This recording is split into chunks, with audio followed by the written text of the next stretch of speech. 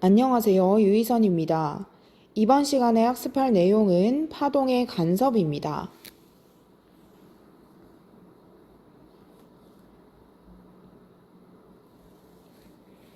먼저 파동의 중첩에 대해 알아보겠습니다.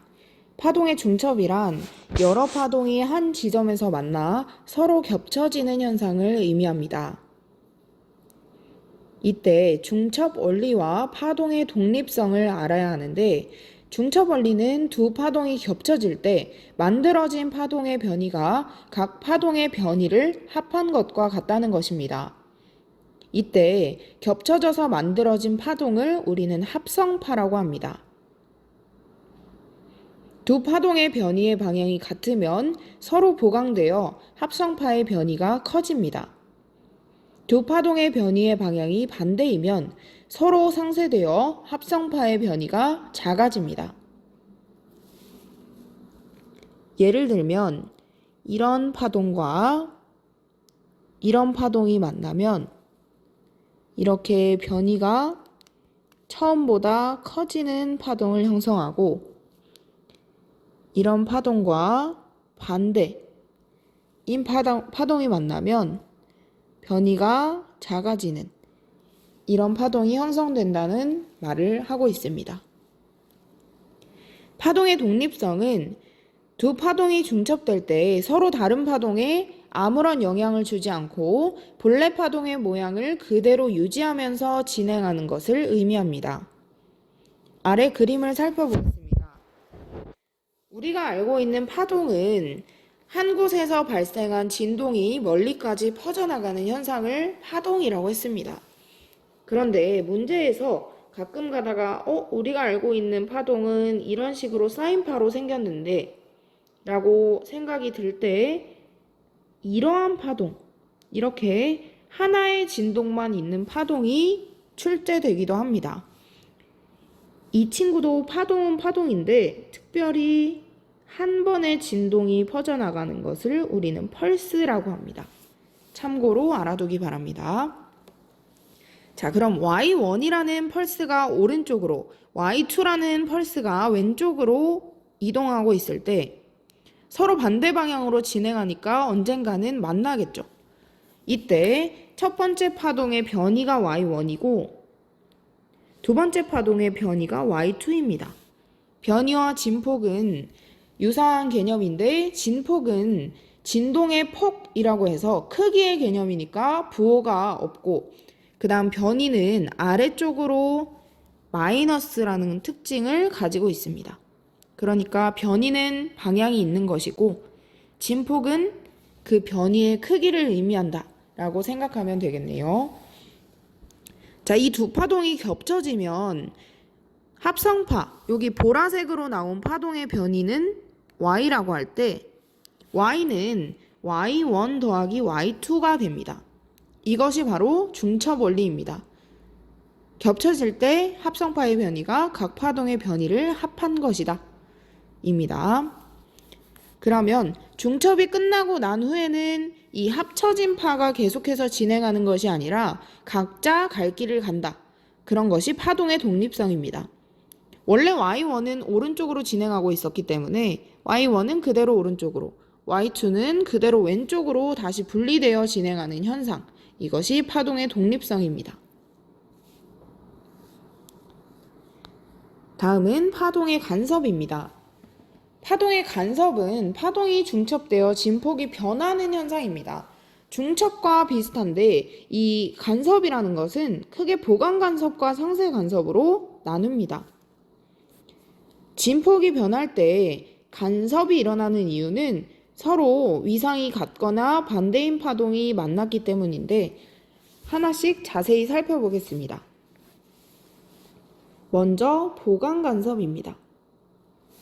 보강 간섭은 위상차가 0인 두 파동이 중첩되어 합성파의 진폭이 커지는 것을 의미합니다. 이때 위상차가 0이라는 말은 마루와 마루 또는 골과 골처럼 위상이 같은 파동이 만날 때 위상차가 0이라고 합니다. 한쪽에서 진동이 발생하고 다른 한쪽에서 진동이 발생할 때 이쪽에서 오는 파동이 이 지점에 도달했을 때 마루, 이쪽에서 오는 파동이 이 지점에 도달했을 때 똑같이 마루, 또는 이쪽에 도달했을 때 골, 이쪽에 도달했을 때 골. 이런 것처럼 이 지점에 도달했을 때의 위상이 같으면 우리는 위상차가 0이다 라고 표현을 합니다.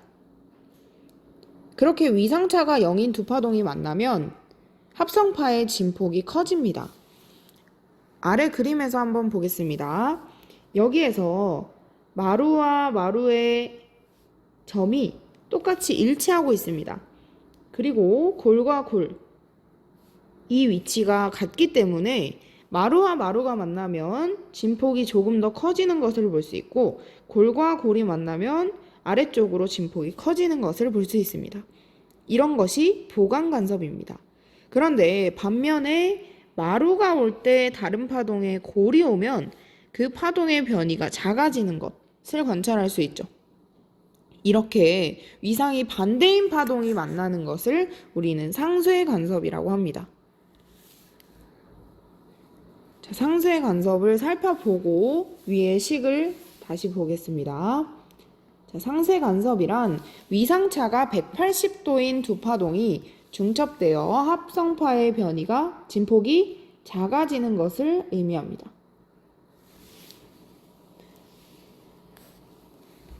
마루와 골처럼 위상이 반대인 파동이 만날 때, 즉 아까의 예시에서 이쪽에는 마루가 오고 이쪽에서 오는 파동이 골이라면 마루와 골이 만나게 되면서 상쇄 간섭을 한다는 것입니다.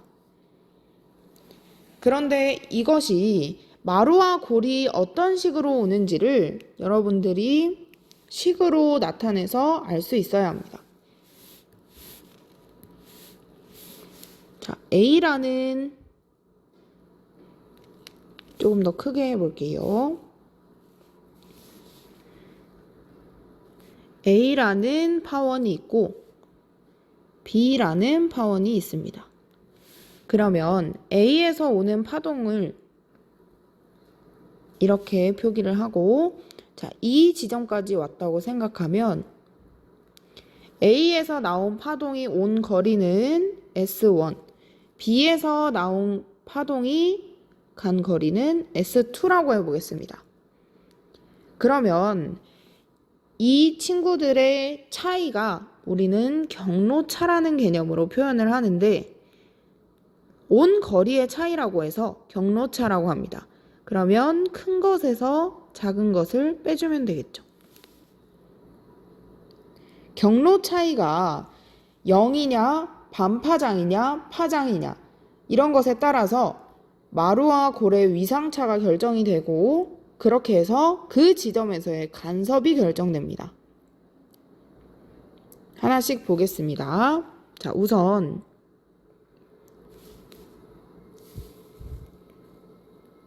경로차가 0이라면 A에서 나온 파동은 마루가 왔다고 가정을 해봅시다. 그러면 B에서 온 파동은 경로 차이가 없기 때문에 같은 거리만큼 온 것이므로 B에서 나온 파동도 그 지점에서 마루가 될 수 있습니다. 즉 S1과 S2가 같다는 것이죠. D가 바로 경로차입니다. 자, 그러면 이때 위상차는, 마루와 마루의 위상차는 0입니다. 위상차가 0이면 서로 위상이 같은 파동이 만난 것이기 때문에 간섭의 종류는 보강입니다. 그러니까 온 거리가 같으면 경로차가 0이고, A가 마루 온다면 B도 같은 거리만큼 왔기 때문에 마루가 올 것이고, 그러면 위상차가 0이라고 표현하며 그때는 보강 간섭이 일어난다는 것입니다. 자, 만약에 경로차가 2분의 람다일 때를 생각해 보겠습니다. 2분의 람다라는 말은 우리가 파동을 그릴 때 보통 이렇게 그렸을 때 이 끝점에서부터 여기 끝점까지의 거리가 람다죠. 그럼 2분의 람다라는 말은 다르게 생각해보면 이 지점부터 이 지점까지 거리, 요 거리가 얼만큼일까요? 마루에서 골까지의 거리가 바로 2분의 람다죠. 마루에서 골까지 거리가 2분의 람다라는 말은 만약 A에서 마루가 왔다면 B는 2분의 람다만큼 덜 온 것이므로 A가 마루 올 때 B는 골이 온다고 생각할 수 있는 것입니다.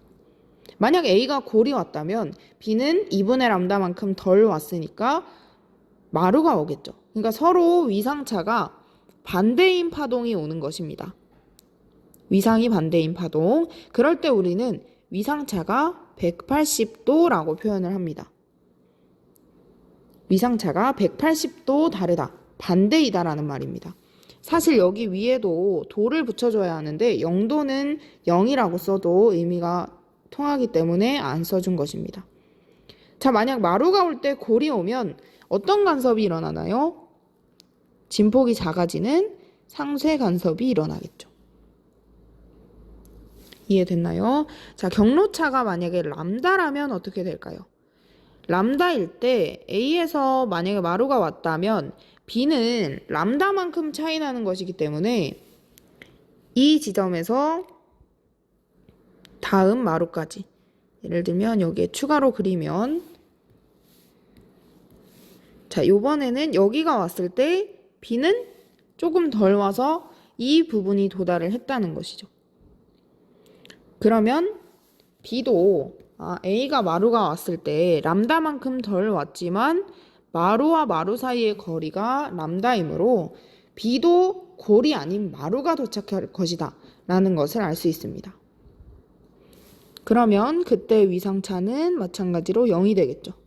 그때는 보강 간섭이 일어납니다. 그래서 온 거리의 차이에 따라서, 즉 경로차에 따라서 간섭의 종류가 결정됩니다. 규칙성을 발견하면 여러분들이 식을 정리하기가 쉽습니다.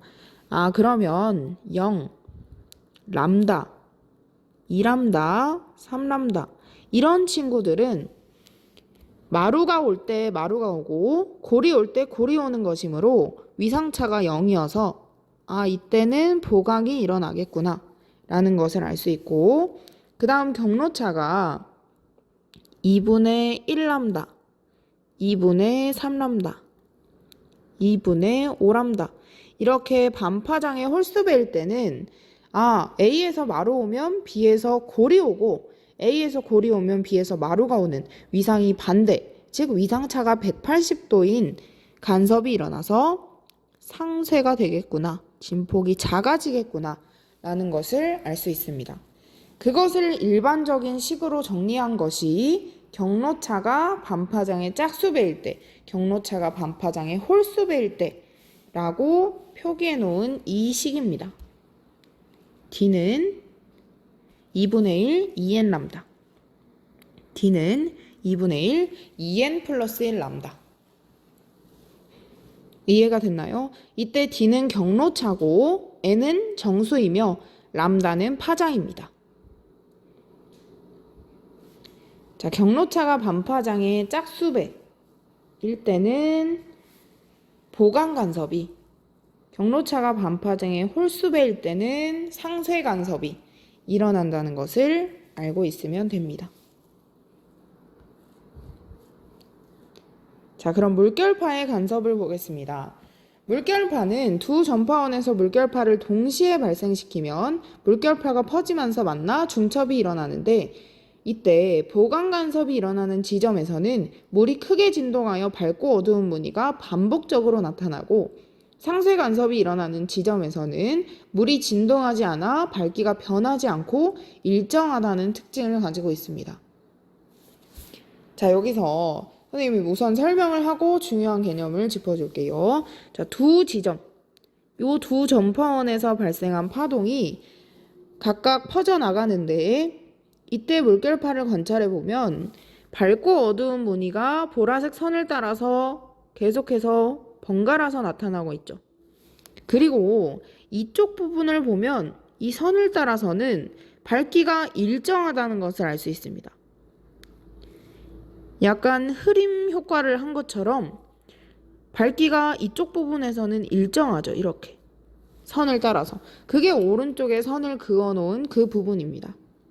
자, 그러면 여기는 밝고 어두운 무늬가 반복적으로, 오른쪽에서는 밝기가 변하지 않고 일정한, 결과부터 써보면 이것은 보강, 이것은 상쇄가 일어나는 지점을 표시해 놓은 것입니다.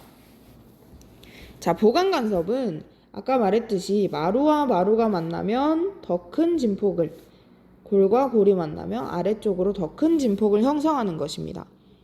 그런데 우리가 물결파를 보게 되면 빛이 이렇게 와서 반사되어 우리 눈에 들어오는 것이죠. 자, 그러면 빛이 이렇게 반사되어 들어올 때 이 보강 간섭이 일어나는 지점, 즉 진폭이 더 커진 1번 지점과 2번 지점, 이런 것을 볼 때는 1번 지점은 빛이 더 반사가 잘 돼서 밝게 보일 것이고, 자, 그림이 잘 안 보이니까 여기 써볼게요. 1번 지점은 빛이 반사가 잘 돼서 우리 눈에 잘 들어오기 때문에 밝게 보일 것이고, 그 다음 2번 지점은 상대적으로 빛이 도달하기 어려워서 어둡게 보일 것입니다. 그것이 밝은 무늬와 어두운 무늬가 반복적으로 나타나는 이유입니다. 즉 밝던 어둡던 물결파는 모두 보강 간섭에 해당합니다. 자, 그런데 상쇄 간섭은 이렇게 마루랑 골이 만나서 진폭이 작아지고, 또 골과 마루가 만나서 진폭이 작아지고 거의 일정한 높이를 형성합니다. 수면의 높이를. 그러면 1번과 2번의 밝기 차이가 거의 없겠죠. 그래서 이때는 밝기가 일정합니다. 그래서 여러분들이 기억해야 할 것은 물결파에서는 보강 간섭이 일어나면 밝고 어두운 무늬가, 상쇄 간섭이 일어나면 밝기가 변하지 않더라. 밝기가 변하지 않고 일정하더라. 라는 것을 기억하면 됩니다. 소리의 간섭은 이렇게 빛이 반사되어 들어오는 것이 아니라 그냥 우리 귀에 들어오는 소리가 커지는지 작아지는지 그런 진폭을 우리 귀에서 판단하는 것이므로 밝고 어두운 무늬가 나타나는 것과는 조금 다릅니다. 우리 귀에 들어오는 진폭이 크면, 즉 위쪽으로든 아래쪽으로든 상관없이 그냥 진폭이 크면 우리는 소리를 크게 듣는 것이고, 진폭이 작으면 소리를 작게 듣는 것입니다. 그래서 물결파와 조금의 차이가 있습니다. 자, 소리는 보강 간섭이 일어나는 지점에서 크게 들립니다. 상쇄에서 작게 들립니다. 그러니까 눈과의 차이를 여러분들이 알고 있으면 됩니다. 눈은 빛이라는 것이 그 물결에서 반사해서 들어올 때 볼 수 있는 것이고, 소리는 이렇게 진폭이 크면 그냥 그 큰 대로 귀에서 듣는 것입니다. 그리고 이렇게 일정한, 거의 일정한 상쇄 간섭이 일어날 때는 작게 들리는 것입니다. 됐나요? 이것이 헷갈리게 출제가 될 수 있겠죠. 자, 그래서 두 개의 스피커를 놓고 여기를 이렇게 선을 그어 놓고 이 지점에서 우리가 여기 서 있다가 여기 서 있다가 여기 서 있다가 이렇게 오른쪽으로 점차 이동을 하면 소리가 어느 지점에서는 굉장히 크게 들리고 어느 지점에서는 조금 작게 들리는 그런 현상을 경험할 수 있습니다. 이것이 바로 경로차에 의한 간섭의 차이 때문에 일어나는 현상입니다. 자, 여기서 A라는 스피커와 B라는 스피커, 동일한 스피커일 때 A에서 이쪽까지 보강 간섭이 일어나는 여기까지 온 거리가 S1과 그 다음 B에서 온 거리 S2가 현재 동일하죠. 왜냐하면 중앙선의 수직인 점, 이 점에 위치해 있기 때문에. 자, 그래서 S1과 S2가 동일하면 D는 S1-S2, 즉 경로 차이인데 D가 0이라는 뜻입니다. 아까 우리가 D가 0일 때 어떤 간섭이 일어난다고 했었죠? 보강은 D가 2분의 1 2n 람다였고 상쇄는 D는 2분의 1 2n 플러스 1 람다였죠. 그러니까 0일 때는 보강 간섭이 일어나는 것을 알 수 있습니다. 쉽게 말해서 경로차가 없다는 말은 마루가 올 때 마루가 온다는 것이고 골이 올 때 골이 온다는 뜻입니다.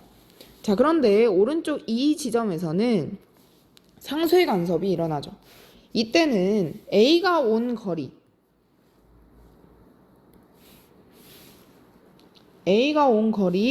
S1과 B가 온 거리 S2 중에 S1이 더 크기 때문에 D는 S1-S2를 했을 때 이것이 2분의 1 2n 플러스 1 람다, 즉 반파장의 홀수배일 때는 그때는 상쇄 간섭이 일어난다는 것입니다.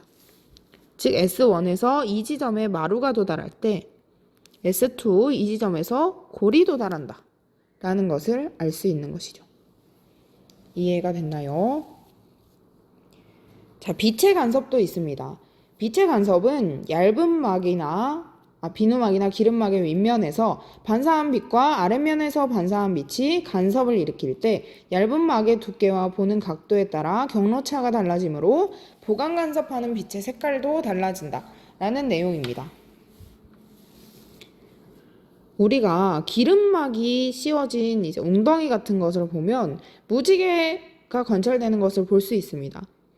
아니면 비누막에서도 그런 현상을 관찰할 수 있는데 어떤 현상이 일어나냐면, 자, 공기 위에 만약에 비누방울 같은 것이죠. 자, 비누막이 이렇게 놓여 있을 때 단색광이 이쪽으로 들어갑니다.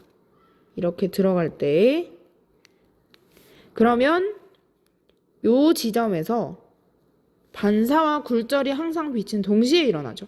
전반사가 일어날 때를 제외하고는 일부는 굴절되고 일부는 반사됩니다. 그리고 이 아래쪽으로 진행한 이 빛은 다시 공기와의 경계면을 만나면서 일부는 반사하고 일부는 굴절합니다. 자, 그러면 이 파란색으로 이제 표시하는 이 빛은 다시 비누막과 공기의 경계면으로 통과해서 나가겠죠. 맞나요?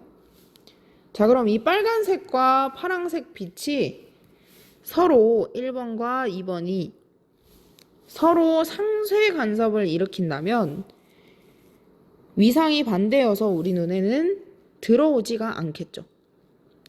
자, 여기에 마루가 오고 여기에 골이 오면 우리 눈에서 인식하기로는 마루와 골이 합쳐져서 마치 안 보이는 것처럼 상쇄 간섭이 일어난다는 것입니다. 그런데 이 비누막이 조금 얇아지면 이쪽에서 오는 빛과 이쪽에서 반사된 굴절되어 나오는 빛이 서로 보강 간섭을 일으킬 수도 있다는 것입니다. 자, 1번과 2번이 여기 자세히 보면 마루가 올 때 여기도 똑같은 마루가 오는 것을 볼 수 있습니다. 그러니까 이렇게 위상이 같게 되면 우리 눈에 들어오는 빛은 보강 간섭을 일으켜서 더 잘 보인다 라는 것을 알 수 있습니다. 그래서 상쇄와 보강은 이렇게 비누막의 두께에 따라서 달라지기 때문에 보는 각도도 중요하지만 비누막의 두께에 따라 보이는 색도 다르고 보이는 현상이 다르게 느껴진다. 볼 수 없는 색도 있고 볼 수 있는 색도 있고 이렇게 되는 것입니다. 자, 그 다음 밑에 이중슬릿 사진이 나와 있습니다. 이중슬릿 실험은 우리 교과서에 제대로 나오지는 않지만 여러분들이 반드시 알아둬야 하는 실험 내용입니다. 자, 광원이 있을 때 이러한 광원에서 단일 슬릿이라는 이런 구멍을 한 개 통과하면 마치 그것이 점광원처럼 이렇게 다른 파동, 전파원에서 발생하는 파동처럼 이렇게 퍼져나갑니다.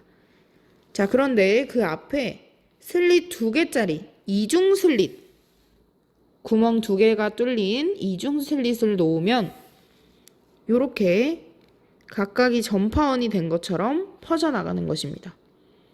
자, 그러니까 우리가 알고 있는 파동으로는 이런 식으로 이렇게 진행을 하는 것이죠. 이렇게 이해가 됐나요? 자, 이렇게 갈 때 이중 슬릿에서 빛이 통과하고 앞에 스크린을 가져다 두면, 스크린은 뭐 흰 종이나 아니면 우리가 실제로 사용하는 그런 스크린의 개념, 빛을 반사시켜서 우리 눈에 들어오게 해주는 개념이라고 생각하면 됩니다. 그러면 빛이 간 거리의 차이에 따라서 밝고 어두운 무늬가 번갈아서 나타납니다. 자, 이때 밝은 무늬는 보강 간섭, 어두운 무늬는 상쇄 간섭입니다. 이게 왜 이런 식으로 일어나는지 간단하게 설명해 보겠습니다. 자, 여기서 이중 슬릿 1번 구멍, 2번 구멍이 있으면 1번 구멍에서 통과한 빛과 2번 구멍에서 통과한 빛이 정확하게 스크린의 중앙점에 도달하면 경로차가 몇인가요? 자, 이때는 경로차가 0이죠. D가 0일 때입니다. 그러면 D가 0일 때 어떤 간섭이 일어나죠? 보강 간섭이 일어나는 것입니다. 그래서 1번에서 나온 빛과 2번에서 나온 빛이 보강을 하면서 밝은 무늬가 나타나는 것입니다. 자, 그 다음 만약 1번은 이렇게 갔는데 2번이 이렇게 갔다면 이 지점에서는 파장이 2분의 람다만큼 차이가 나서 상쇄 간섭이 일어납니다. 더 멀리 이쪽으로 가볼게요. 자, 이렇게 스크린에 도달한 빛이 이렇게 이 지점에 도달하면 조금 더 가서 경로차가 람다만큼 차이 납니다. 그러면 보강과 상쇄가 반복되면서 이 경로를 따라서 보강, 상쇄, 보강, 상쇄, 보강, 상쇄 이런 식으로 아래쪽으로 가더라도 보강, 상쇄, 보강, 상쇄, 보강, 상쇄 이런 식으로 반복이 된다는 것입니다. 그래서 이중 슬릿을 통과한 빛이 스크린에 투영되면 밝은 무늬와 어두운 무늬가 번갈아서 나타나게 되는 것입니다. 나중에 실험을 할 기회가 있으면 선생님과 함께 현상을 관찰하고 실제로 파장도 구해보는 그런 재미난 시간을 갖도록 하겠습니다. 자, 간섭의 활용과 현상입니다. 소음 제거 장치, 무반사 코팅, 홀로그램 이런 것들이 나와 있는데 이것은 요즘 모의고사에도 실생활 예시로 자주 출제되는 내용이므로 여러분들이 반드시 알고 있어야 합니다. 자, 소음 제거 장치. 여러분들 에어팟 프로는 한 번쯤 들어봤던 것이죠. 아니면 갤럭시 버즈 이런 것들이 요즘 노이즈 캔슬링 이어폰이라고 해서 주변의 소음을 제거해서 내가 듣고 싶은 원하는 소리만 듣게 해주는 장치입니다. 이것의 원리가 바로 소음을 상쇄 간섭하도록 하는 것입니다. 자, 소음의 파형이 이렇게 분석이 되면 그것의 위상이 반대인 소리를 정확하게 이어폰에서 발생을 시켜줍니다. 자, 그럼 위상이 반대인 소리가 왔으면 이 소음과 위상이 반대인 소리가 상쇄 간섭하면서 소음이 마치 안 들리는 것처럼 우리 귀에 들어오겠죠. 상쇄 간섭하면서 소음이 제거되는 것입니다. 신기하죠? 이렇게 소음 파형 분석해서 위상이 반대인 소리를 발생시키는 것이 쉬운 기술이 아니기 때문에 노이즈 캔슬링 이어폰의 가격이 상대적으로 비싼 것입니다. 그래서 소음 제거 헤드폰, 조종사용 헤드셋, 자동차의 소음기, 휴대전화, 비행기 등이 그 예시입니다. 그 다음 무반사 코팅입니다. 예전에 안경을 보면 안경을 쓴 사람을 봤을 때 그 사람의 눈이 잘 안 보이고 반사되는 빛만 자주 보이던 그런 경험이 있을 겁니다. 근데 요즘은 렌즈에 한 번씩 코팅을 해서 나오기 때문에 이 얇은 막을 코팅함으로써 막의 윗면과 아랫면에서 반사하는 빛이 상쇄 간섭을 일으키고 그래서 우리가 상대방의 눈을 뚜렷하게 쳐다볼 수 있게 되었습니다. 자, 아까 비누막이나 기름막에서 반사했던 그 원리와 같습니다. 이렇게 들어오는 빛이 있으면 여기에서 반사와 굴절이 동시에 일어나고 또 이 빛이 다시 반사되면서 바깥으로 굴절되어 나가는 이 파란색 빛 1번과 2번 이 빛들이 서로 상쇄 간섭을 일으키면 우리가 상대방을 앞에서 바라봤을 때, 즉 우리 눈이 여기에 있다면 그러면 여기에 있다고 하지 말고 여기에 있다고 해봅시다.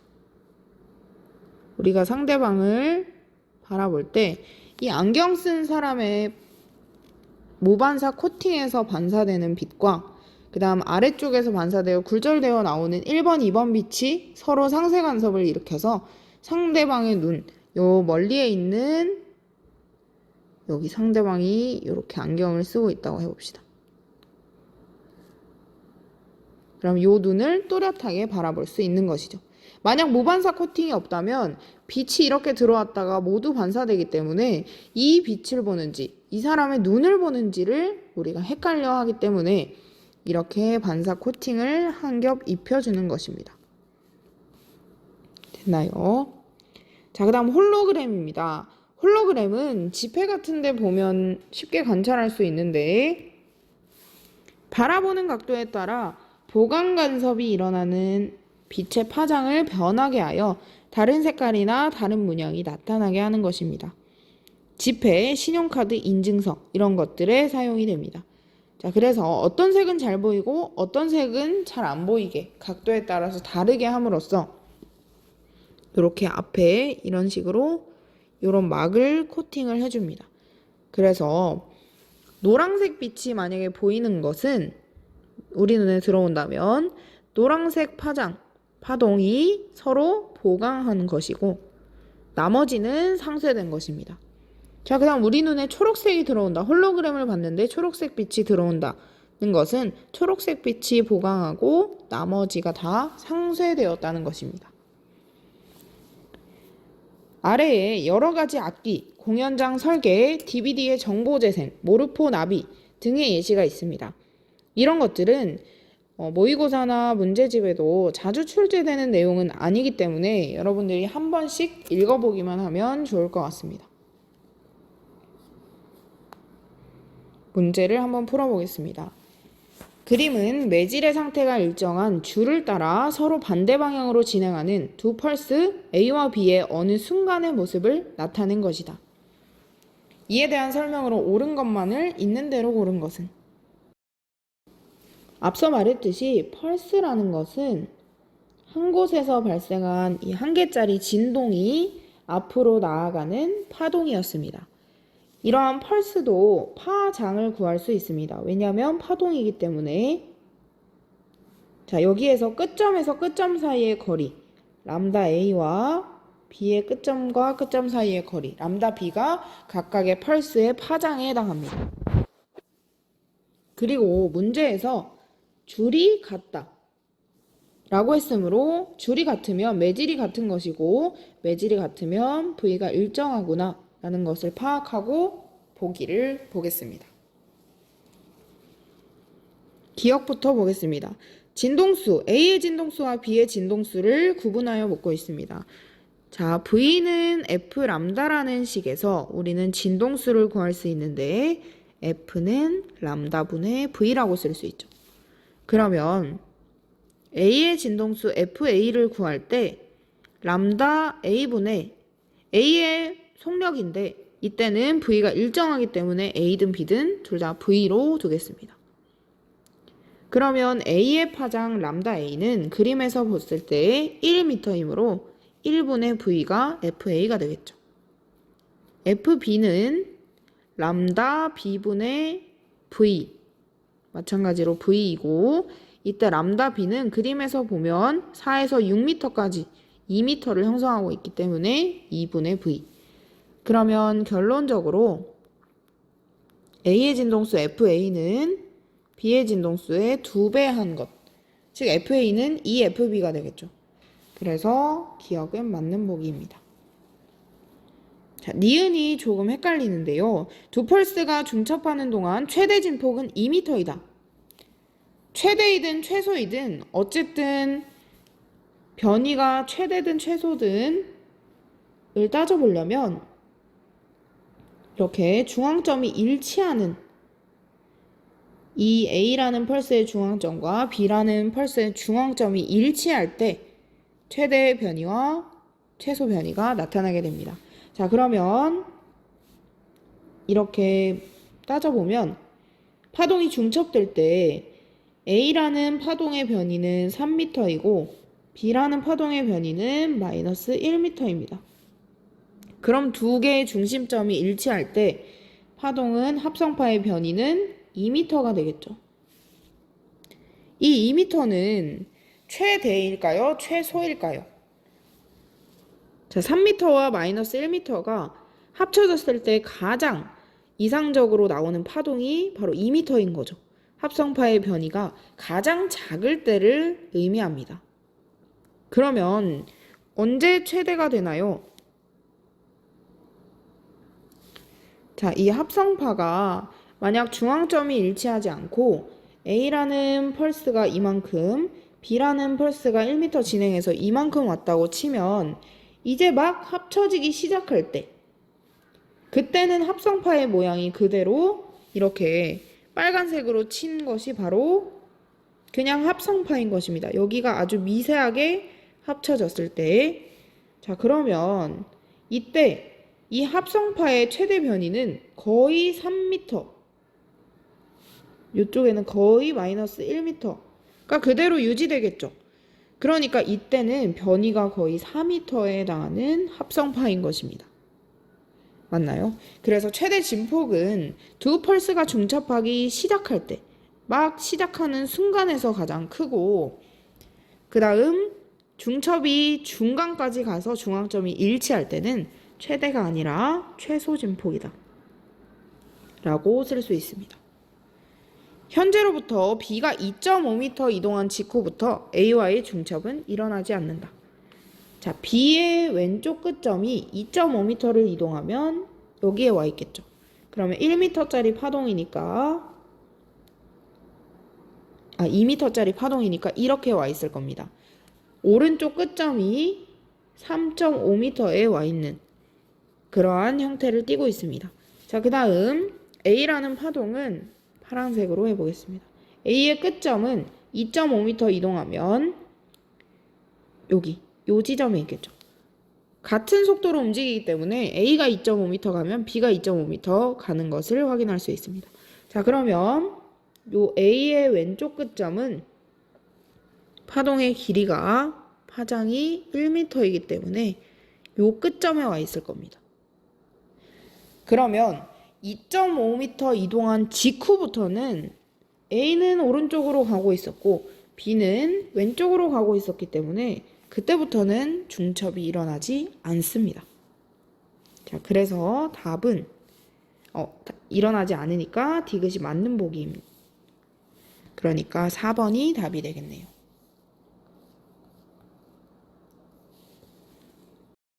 그림은 물결파 발생 장치에 두 전파원에서 발생한 물결파가 중첩되었을 때 어느 순간 스크린에 비춰진 그림자를 나타낸 것이다. PQR은 스크린상의 밝기가 다른 지점들이다. 물결파는 밝기가 일정한 부분과 밝기가 어두운 부분이 헷갈리게 출제되기 쉽습니다. 자, 물결파에서는 밝은 부분과 어두운 부분이 모두 보강 간섭이었죠. 그리고 중간 밝기가 일정한 부분은 상쇄 간섭이었습니다. 기억, P는 물결파가 서로 상쇄되는 부분이다. 아니죠. P가 아니라 Q입니다. Q.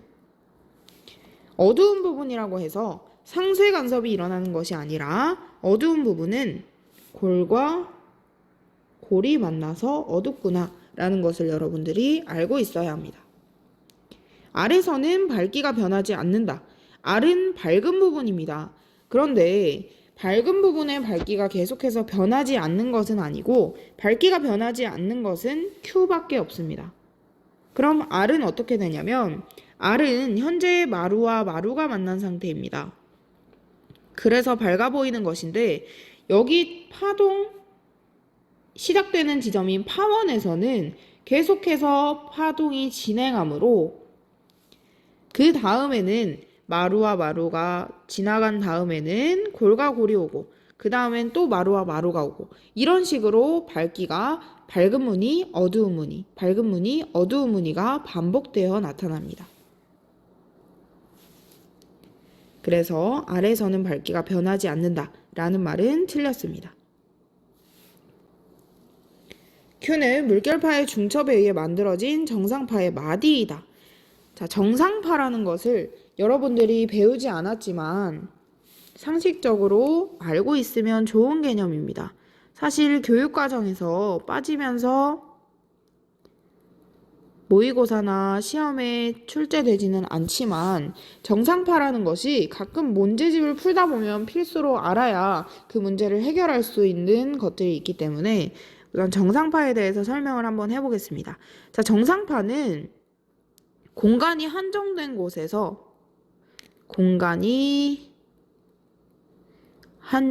곳에서 발생한 파동이 서로 간섭을 일으키는 현상입니다.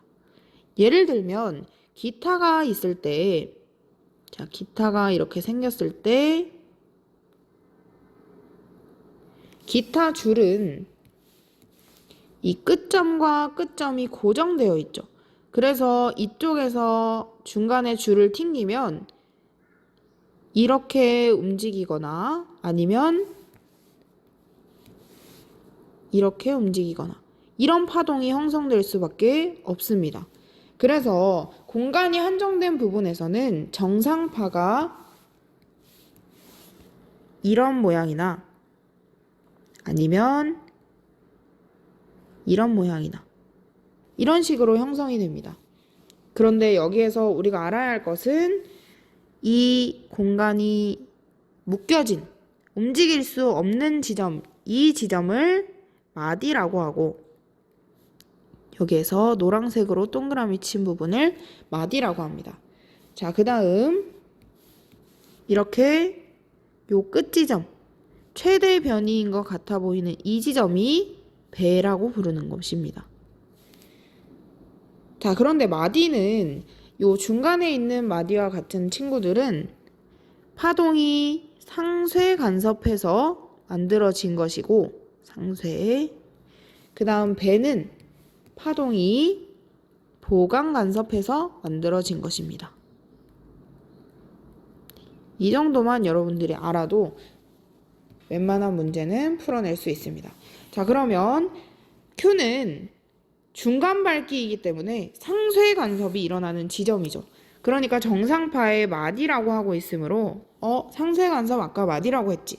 그래서 동그라미 치고 문제를 어렵지 않게 풀어나갈 수 있습니다. 오늘도 수고 많았습니다.